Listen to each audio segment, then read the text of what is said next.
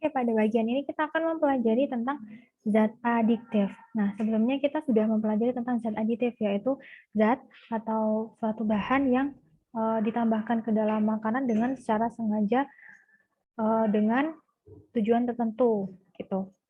Nah, kalau zat aditif ini, dia itu merupakan zat atau bahan-bahan yang kalau dikonsumsi secara sengaja dapat menyebabkan ketergantungan atau adiksi atau uh, bikin ketagihan gitu.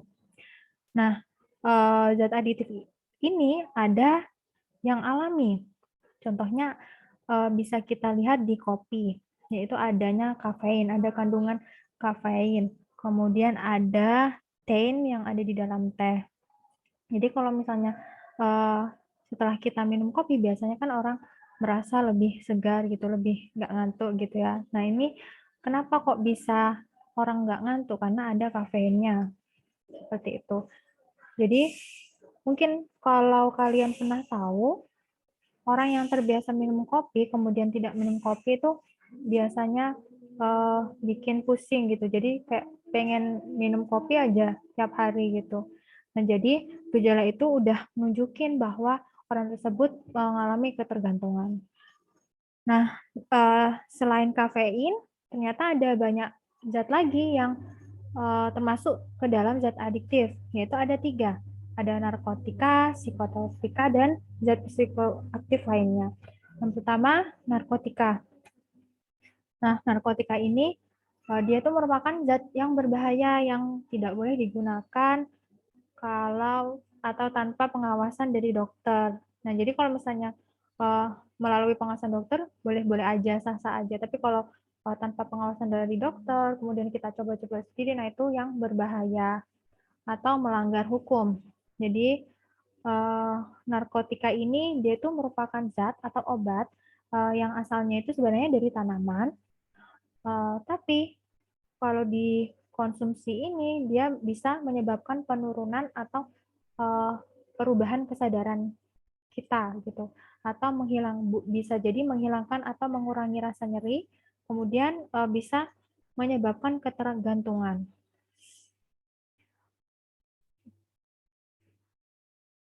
Nah, narkotika sendiri ini dikelompokkan menjadi 3 golongan.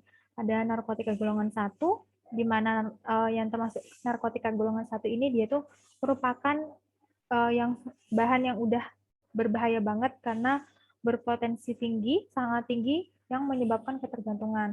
Di mana narkotika golongan 1 ini tidak digunakan dalam pengobatan.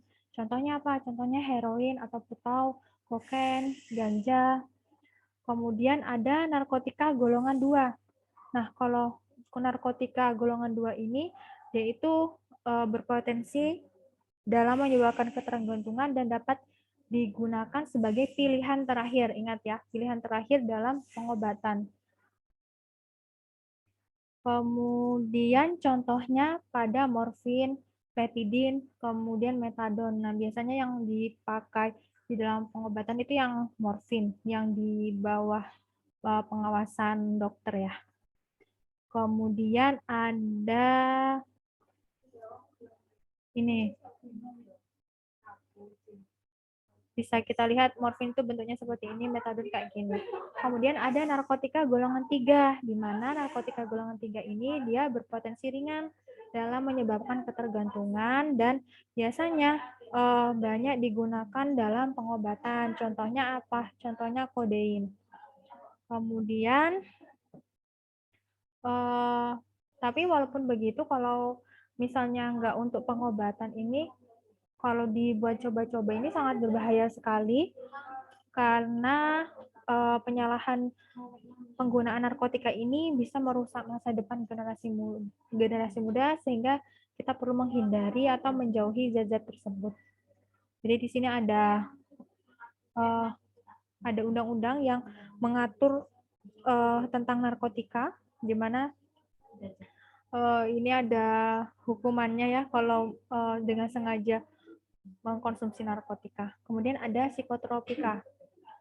Nah, kalau tadi narkotika itu menyebabkan seseorang kehilangan kesadaran dan juga ketergantungan, maka zat yang lain yang juga berbahaya adalah psikotropika, di mana dia merupakan zat atau obat yang berkhasiat sebagai psikoaktif yang mempengaruhi mental dan perilaku seseorang. Contohnya, bisa menyebabkan orang sulit tidur.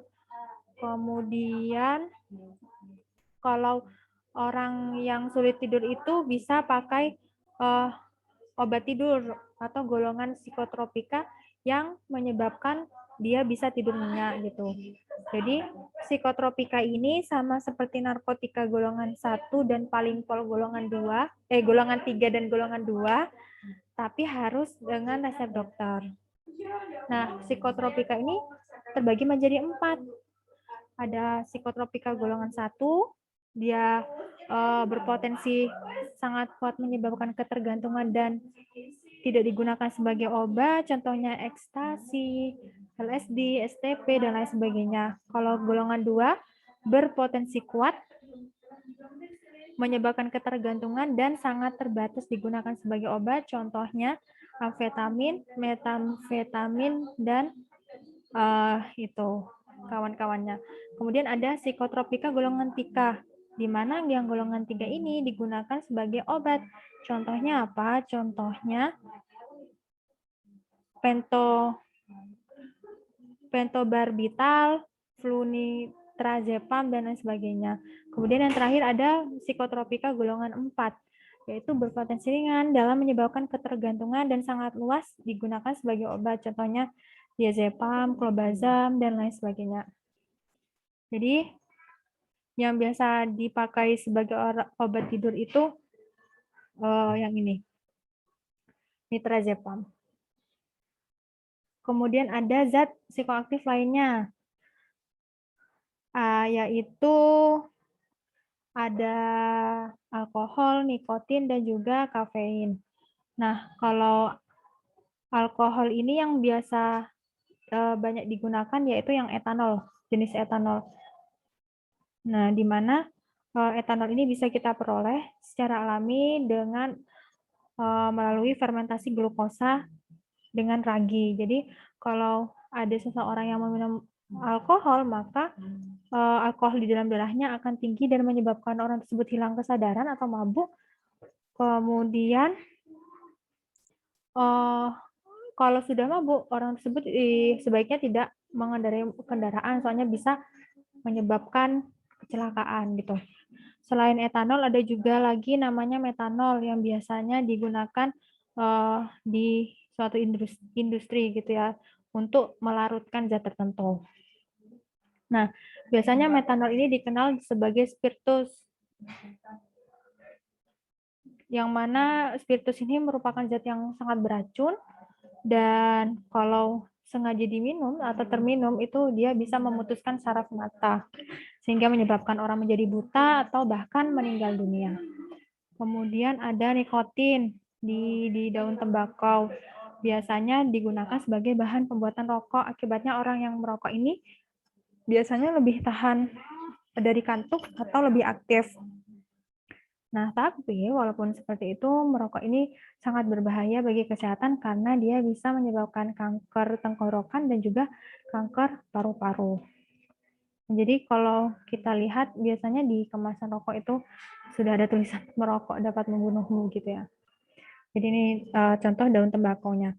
Kemudian ada kafein yang di dalam kopi, di mana kafein ini selain di dalam kopi ada juga di teh, namanya tein.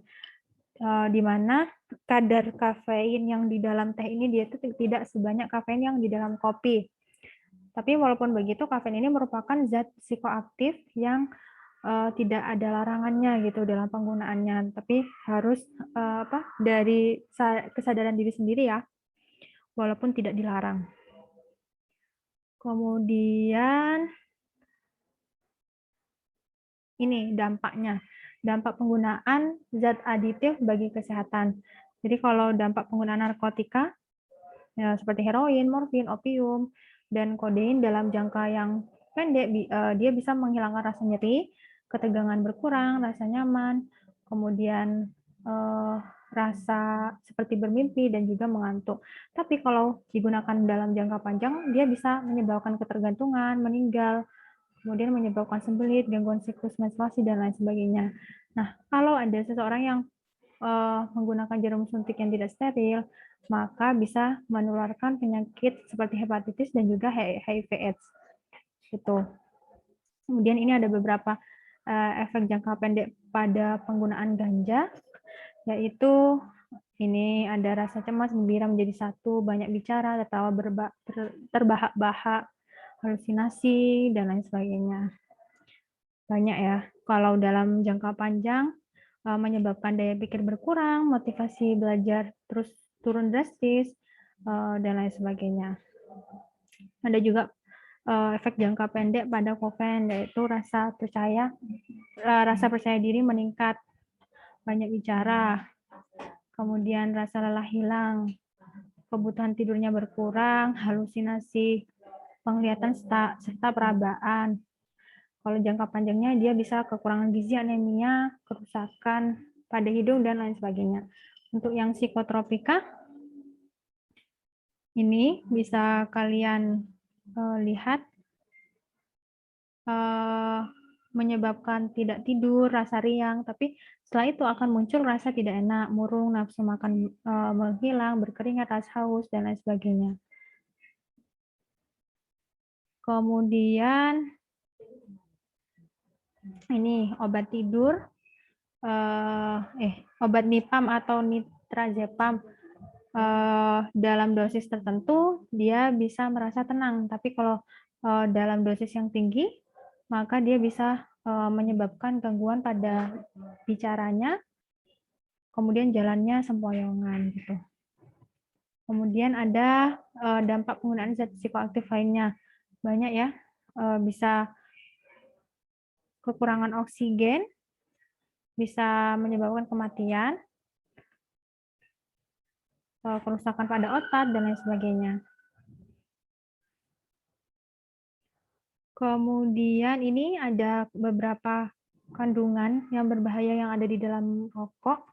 Ada tar, nikotin, asam asetat, dan lain sebagainya. Ada ureanya juga, ada urea. Kemudian upayanya bagaimana cara kita supaya bisa terhindar dari barang-barang seperti itu. Yang pertama, kita harus bisa mengenal dan menilai diri sendiri.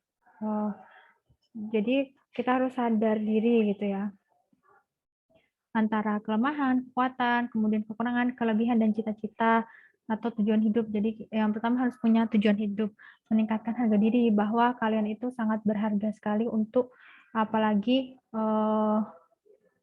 untuk menjauhi mengkonsumsi hal-hal yang seperti itu. Kemudian meningkatkan rasa percaya diri bahwa kalian bisa sukses tanpa harus menggunakan zat-zat seperti itu. Kemudian terampil mengatasi masalah dan mengambil keputusan. Jadi kalian harus bisa kalau misalnya ada kawan yang mengajak seperti itu, kalian harus bisa mengambil keputusan. Kalian harus menolak itu. Jangan ragu untuk menolak, memilih pergaulan yang baik, dan terampil menolak tawaran narkoba. Kemudian ini terampil sebagai agen pencegahan penyalahgunaan narkoba, menerapkan pola hidup sehat, memperkuat iman dan takwa kepada Tuhan, melakukan kegiatan yang positif, membangun komunikasi dan hubungan yang baik dengan teman dan keluarga. Oke, mungkin itu saja materi kita pada hari ini. Terima kasih.